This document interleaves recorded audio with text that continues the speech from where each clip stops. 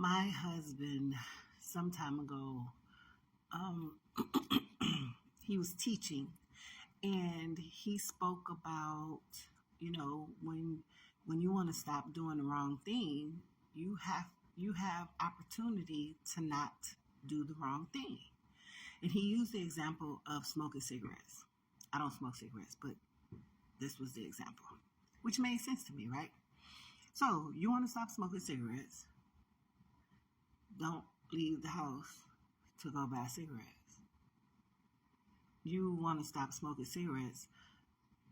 Don't go to the store to buy cigarettes. You want to stop smoking cigarettes? Don't stand in line to buy cigarettes. You want to stop smoking cigarettes? Don't tell the person behind the counter to pick out the ones you want. You want to stop smoking cigarettes? Don't open the package. You want to stop smoking cigarettes? Don't put the cigarette to your mouth. You want to stop smoking cigarettes?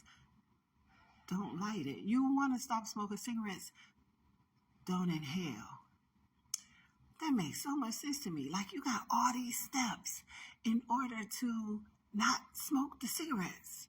You really wanted to smoke that cigarette because all those steps you had an opportunity to not smoke the cigarette. So that's not my issue. I don't smoke cigarettes. I don't have an issue with smoking cigarettes. So I said, what about me?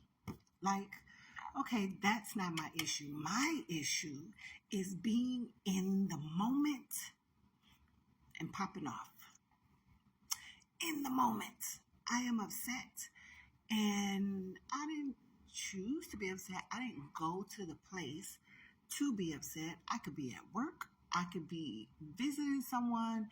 I could be at work and somebody says something and it makes me mad. I could be over somebody's house and they say something and they make me mad. We just hanging out and they say something and they make me mad. Whatever it is, right? Me, my temperance, my pride, my whatever that is that causes me to pop off, right? So I don't have all of those steps. I have to come to work. My job is dealing with the public. I gotta do that. I don't, I didn't know you was gonna come up to my desk and start talking crazy to me. Who knew, right? But you know what we talked about the other day when we brought this subject up? God put it on my mind, and he was like, you do have steps to take. First, you make a decision that when the time comes for you to pop off, make the decision not to. Make the decision before the time comes, not to pop off when the time comes. And then I was just listening to what made me leave this video. I was just listening to a sermon, and the speaker spoke about that very thing, making a decision not to, and keeping your mind on the Lord and how he has sacrificed and not popped off on me. Because I do stuff that make him mad. I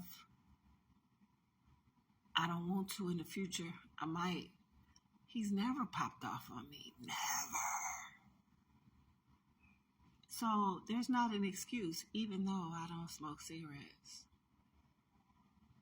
I have to be diligent. I have to be constant. I have to be all the time working on not popping off.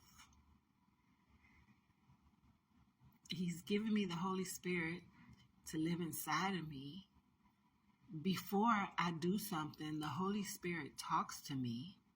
Even if somebody is going off on me in the moment, the Holy Spirit speaks to me. And when I pop off in the moment, it's because I done pushed the Holy Spirit over there and said, I'm going to handle this. That's what my action says.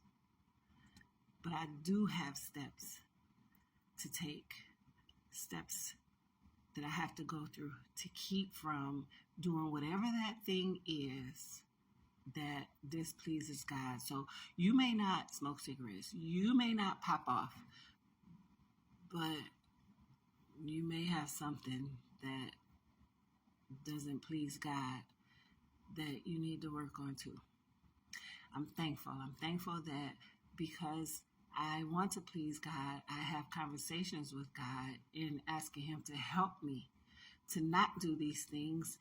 And when I don't understand things, He explains them. Sometimes He tells me Himself. Sometimes He tells me in His Word. Sometimes it's through somebody else talking. I'm thankful because I can take steps, and I choose to take steps to be pleasing to my God.